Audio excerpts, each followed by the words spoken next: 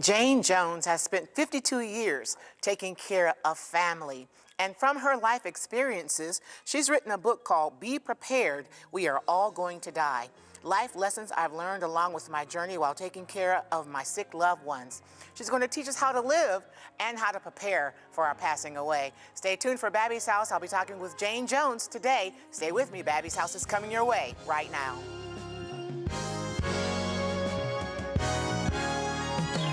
Babbie's house, Babbie's house.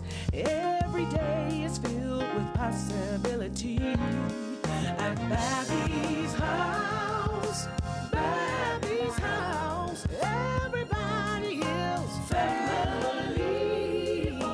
Welcome to Babbie's house.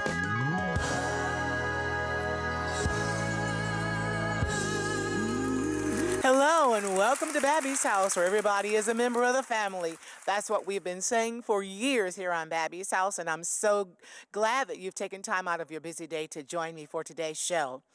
I am excited to introduce Jane Jones, and she's written a book called Be Prepared, We're All Going to Die. And you know, it's a matter of fact, right? We're just one breath from eternity. But while we're here, we need to take care of our life's business so that when we pass, it makes it easier for those who come behind us. A good friend of mine said, you know, just like your mother told you about your room, clean up after yourself so somebody doesn't have to come behind you and clean up your mess that you have made. And that's what she's telling us. We should take care of our life's business so that when we pass, others don't have so much to do after our passing. It's a matter of fact. We're going to talk about all of that today here on Babbie's House with my guest, Jane Jones. But right now, I want to welcome you and welcome the presence of God as we launch in this show. I love this old hymn called No One Ever Cared for Me Like Jesus. And I pray that it will speak to your heart today.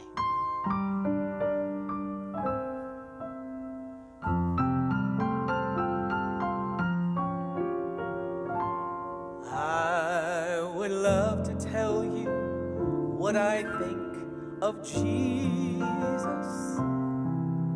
since I found in him a friend so strong and true. I would tell you how he changed my life completely. He did something that no other friend could do. No one ever cared for me like Jesus. There's no other friend so kind as he. No one else can take my sin and darkness from me. Oh, how much he cares for me. Now every day he comes to me with a new assurance. More and more I understand his words of love. I will never know just why he came to save me, till someday I see his beautiful face above. No one ever cared for me like my Jesus. There's no other friend so kind as he.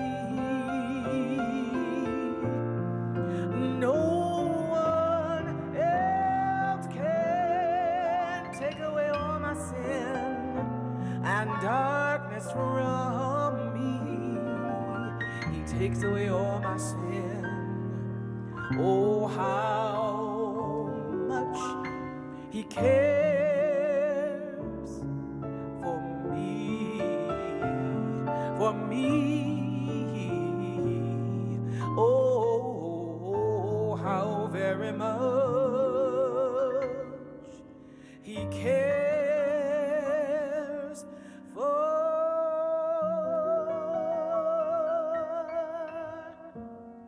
me.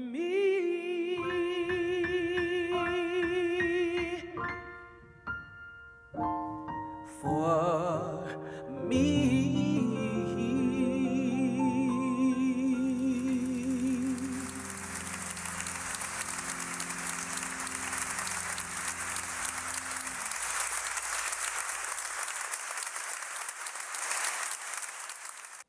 I'm glad you came back to the show because I want to introduce you to a wonderful author who is helping us to just face the facts of life.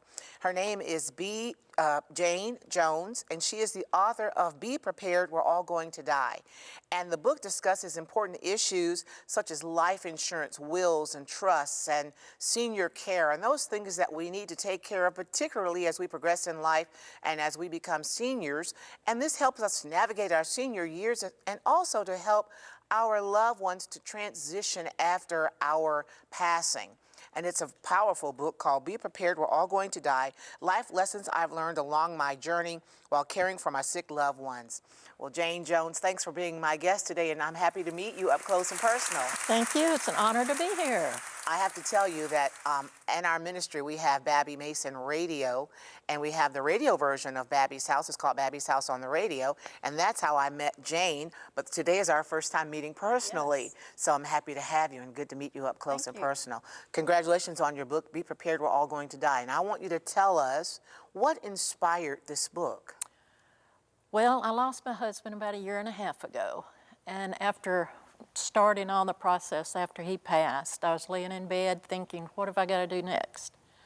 And I think it's a God thing.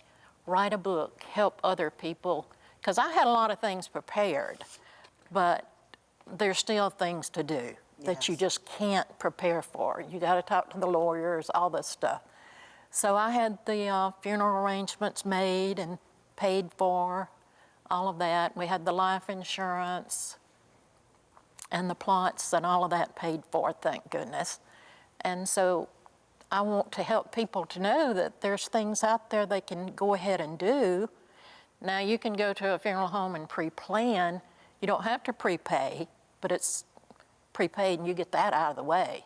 And it took me years to do it, but that's what I did. And then my son will tell anybody now, I said, I can't believe it. When Dad passed, she just made one phone call. And it was already done. And it was done.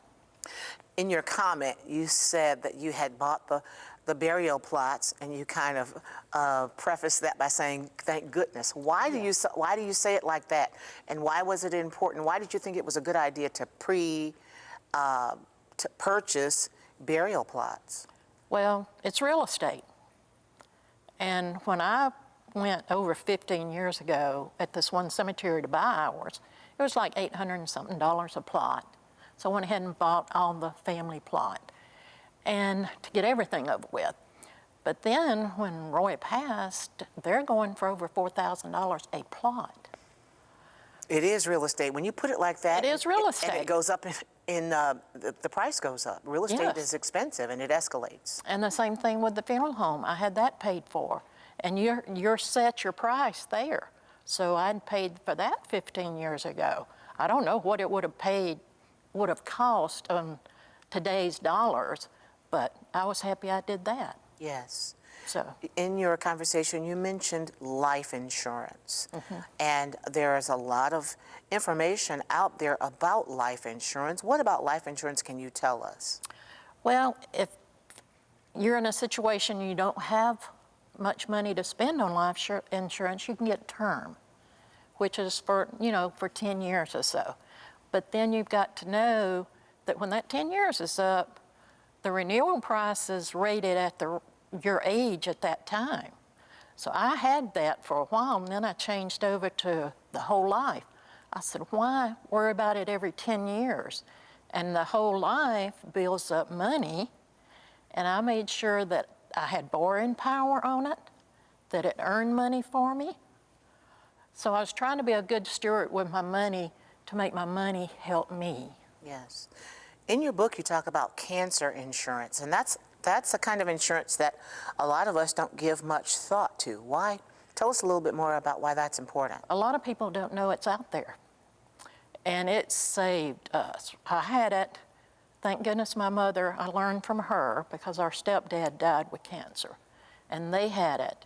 And it pays up front a certain amount, depending on what age you are and where you are in life on the policy. But oh my gosh, it's expensive to go through cancer, and that saved us. We had great health insurance, but you know, health insurance doesn't pay everything.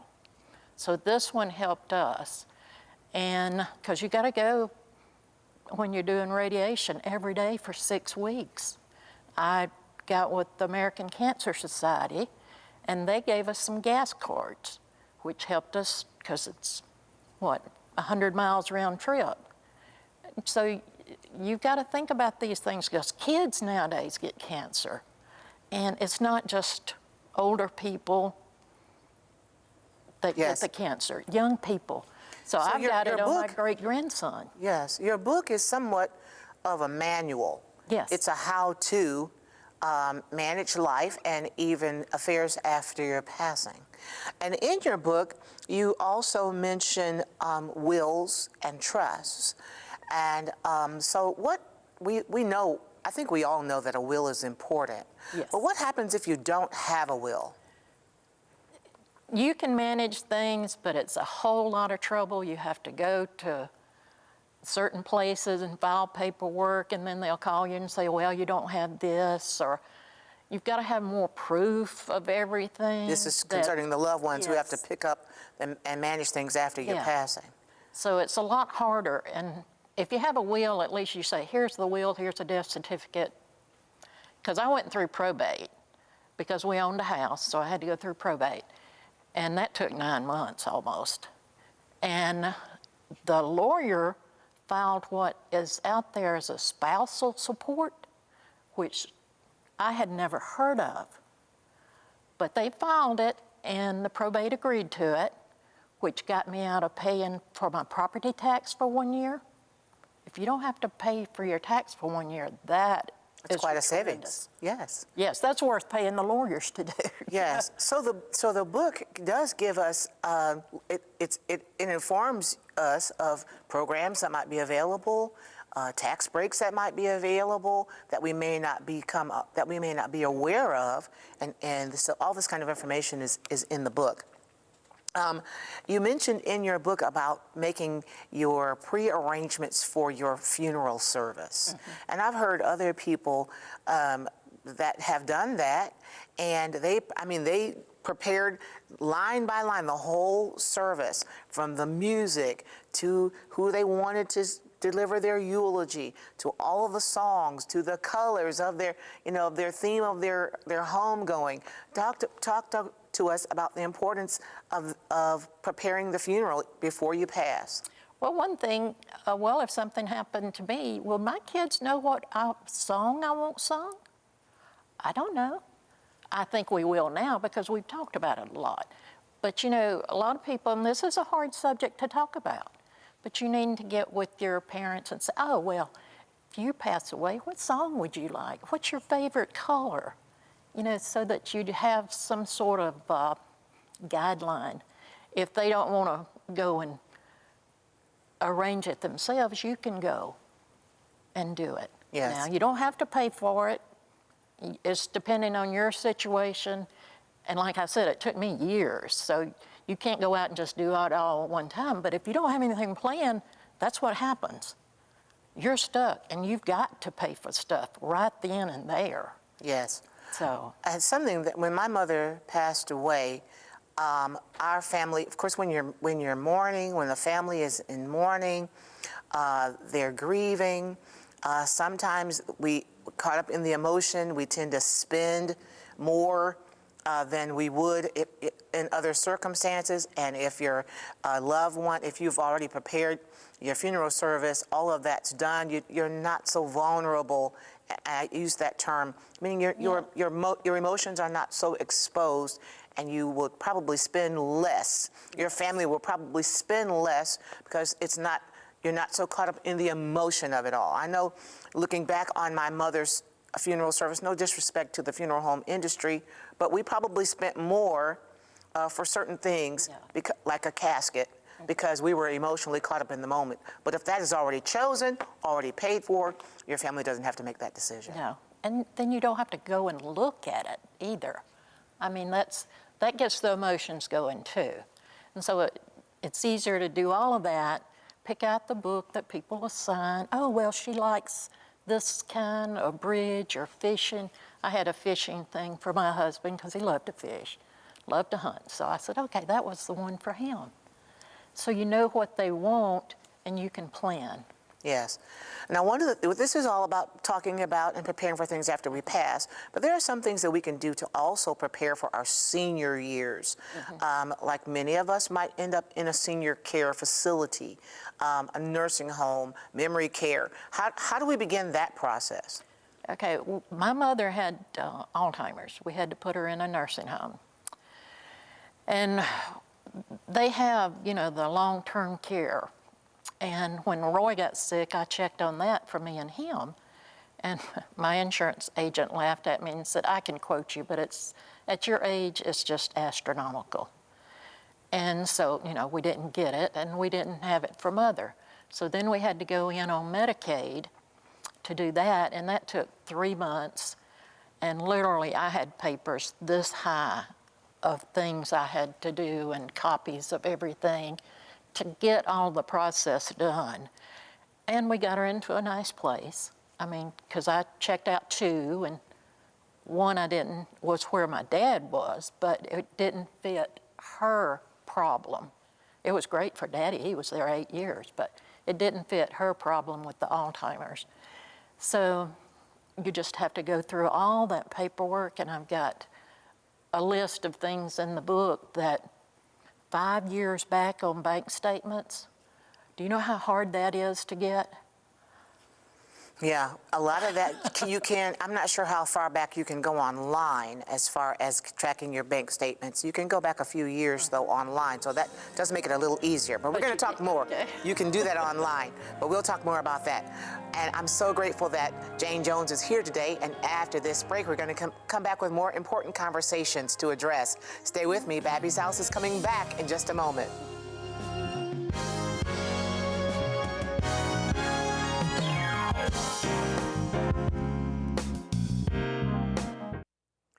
Well, welcome back to Babbie's House. Today, I've been talking with Jane Jones, and she is the author of Be Prepared, We Are All Going to Die. And at first glance, that title may be a little bit shocking, well, maybe a little bit of a jolt. Well, it should be, because we need to take care of our life's business so that we can take care of the not just living, but dying, and also helping our family members to take care of our affairs once we pass away. We want to make it easier for them. And Jane Jones has written this book kind of as a manual of some things you can read through to determine, yes, I need to do this. Yes, I need to make a list. Yes, I need to finish my will or my trust so that it makes it easier for my children, maybe you want to make provisions for your grandchildren. Well, this will help us to accomplish that. And thank you for writing this book. It is an important manual to go through and just begin to get our affairs in order. And I want to talk with you about wills. There may be somebody watching today who says, I don't have very much. Why do I need a will? Can you address that? Well, if you don't have a will and all you have maybe a car, well, nobody can change that without going through a lot of paperwork. Of course, you can't do anything until you get the certificate, which takes about 2 weeks. But then you've got to prove a lot of different stuff that, yes, I'm the sister, yes, I'm the brother, mother, whatever. But a will turns it over to an executor, and then they have the power to do that. All they need is the death certificate, and then they take care of stuff. But now if you have going into a trust, if you own a home, then that helps. Then you don't have to go through probate. You pay a little up front for the trust, but you get out of probate, which, like me, it took almost 9 months for probate. Yes, this is very, very good advice. Well, what were some of the frustrations that you experienced by, you know, a lot of this you can't know everything, but maybe there were some frustrations that you maybe could have avoided had you known the information. Can you tell us about some of those that maybe we could avoid? Well, I had to, after he passed, we had the will, which was fine, but we owned a house. So then when you own a house and all, you usually have to go through probate. And so I said, I don't even know a lawyer here. Now, the lawyer we used for the will was long gone. And so anyway, I just Googled, found one that specializes in probate and wills. So I called them up, and they were fantastic. But the frustration was getting the paperwork done and then going through probate, and that was 9 months. I'd call them every week. Well, we had a meeting. They're working on it. You know. Yes. The workforce was down at that time, you know, and so it was just slower than usual, probably. But that was the most frustrating part. But everything came together, and thank goodness, with people calling wanting because of the bills, medical bills and the credit cards and all this, I just turned it over to the lawyers. They took care of it. Yes. Which was fantastic. The bottom line is it's all a process. Yes. It's a process, but it can be a long process, a longer process if we don't take care of some of these affairs before we pass. And but this then just makes you're paying them to do it, and you don't have to do it. Oh, that's good. That's the good part. That's the good part. Well, what kind of information, like a last word of advice, that you could give those that are watching? What is just maybe one of the first things that they need to do to begin this process? I would say the earlier you started, like if you're just now getting married out of college or something, get your life insurance, because if kids come along, get a will, because in different states, the first one that dies, the state will give the kids to that party and things like that that you don't really think about. So the earlier you start on all of this, well, for one, the age is rated on insurance and all of that, so it's cheaper. So if you buy insurance for your kid as soon as he's born, then it can be $10, $15 a month. Where if you wait until they're 20-something, it could be $40 or $50 a month. So the earlier you start on anything, the better. That's very good. Now, the book is at your website. Give us your website before we close. bjanejones.com. bjanejones.com. Well, thank you for being my guest. Thank you. And thank you for writing this great book. And it's so good to meet you up close and personal. Thanks again. Well, good friends, thank you for watching Babbie's House today. Isn't this good information? And that's what you will experience every time you watch Babbie's House. You'll be encouraged, you'll be empowered, you'll be uplifted, all to live your life to the glory and the honor of God. I want to encourage you to go to Babbie.com, and there you can hear my music. You can listen to wonderful interviews, powerful stories of singers, songwriters, authors, speakers, preachers, teachers. You can hear the bulk of my entire music library of the past almost 40 years of ministry, all to encourage you in the Lord. Well, thanks again for watching Babbie's House, and I hope to see you again the next time we get together. Until, may the Lord God bless you and yours real good.